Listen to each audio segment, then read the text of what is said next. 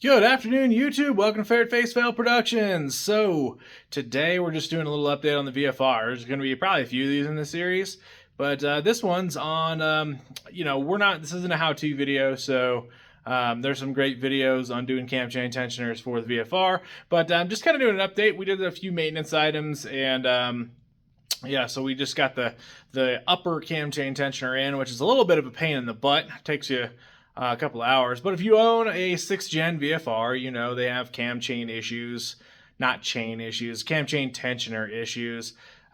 More so, in my opinion, it's the actual cam chain tensioner that makes all the noise, not the cam chains. I really do believe that. The chain tensioner itself feels fine. So, is what it is. But anyways, I'll go over here and show it to you. We got our gas tank precariously sitting here, so fun stuff. I didn't want to take the gas tank all the way off. As you can see, we turned the gas tank sideways. We unhooked like one or two things maybe, and then just strapped it down. So there's not very much gas in there.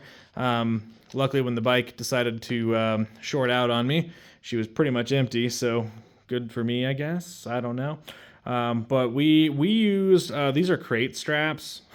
We get a whole bunch of these and we save them from all the crates that we do from our, from our other bikes and stuff. So they work out quite nicely for the weirdest of things. But, yeah, so let's check her out here. So we'll flip the light on here, might help. But you can see right here, down here, this little bolt with the other two bolts. That's the cam chain tensioner, at least the front bank cam chain tensioner. That's the one known to make the most amount of noise.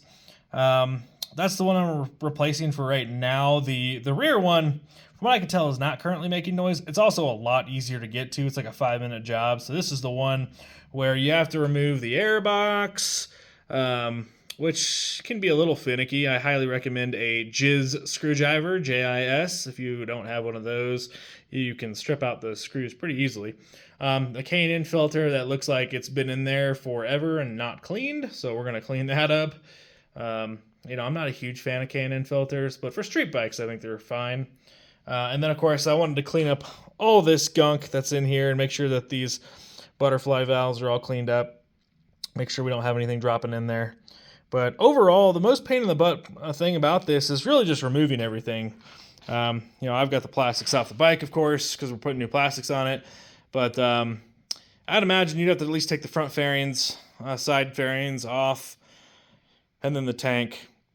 Tank's not hard to remove, but it is a bit of a process. So it probably took us, I would say about an hour to get everything removed off of here. Just being careful, methodical. Some of these connections, these clips and points, they just take a little bit of finesse because you don't want to break the plastic. You don't want to hurt nothing. So taking your time, I think, is quite important. And then, of course, if you haven't watched any other videos, there's some great videos. And I can't remember the name of the guy's channel out there. But if you look up VFR cam chain tensioner, they'll pop up.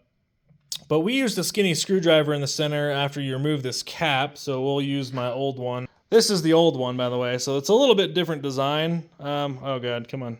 See if we can get it to focus here. But it has a metal cap versus the rubber on the new ones. And then, of course, in the center here, you can see that slot. You have to twist that in and then hold it so you don't accidentally knock that cap off. The cap is really quite on there tight, but best not to take your chances. Now, I think my biggest thing with this, and it's hard because I'm holding the camera, but there's a lot of warble compared to the new one, so I can see why this was making a lot of noise. Overall, though, I mean, no amount of force. I banged on it pretty good. I could not get it to go in under extended tension, and it wasn't all the way extended either in there. So, but updated part seems to work for people. Yeah. Pain in the butt, though. I wish they would have put it in a better location. I don't know how. Maybe the bottom side of the cylinder might have been more convenient. More than likely would have been. But necessary item. If you get a clicking or ticking noise, that's usually what it is. And in that case, you just go ahead and buy 2 of these and replace them. All right. So if you have a sixth generation, which in the United States, I think they made them all the way to 2012, maybe. I think they may have stopped in '08 in the United States. Can't remember. But anyways, you've got a sixth generation VFR. Gets that ticking, clanking noise. Usually, I think most people say it happens around that 30,000 mile mark, which I think this one's got 38 on it.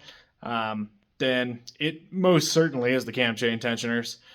I wouldn't worry too much about it. I rode it with it clanking like that for quite a while, pretty much most of the season.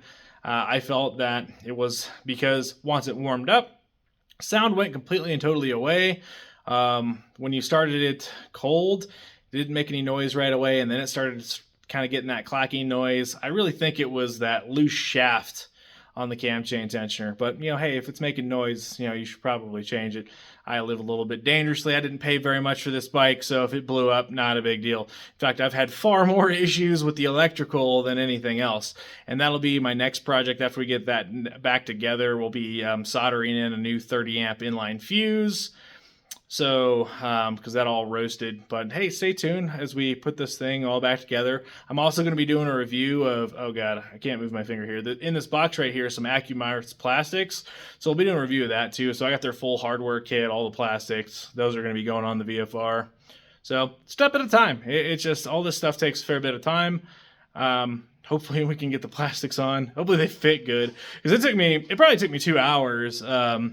To get all the plastics off, and I try to be a little methodical, try to remember where all the screws and everything go just in case.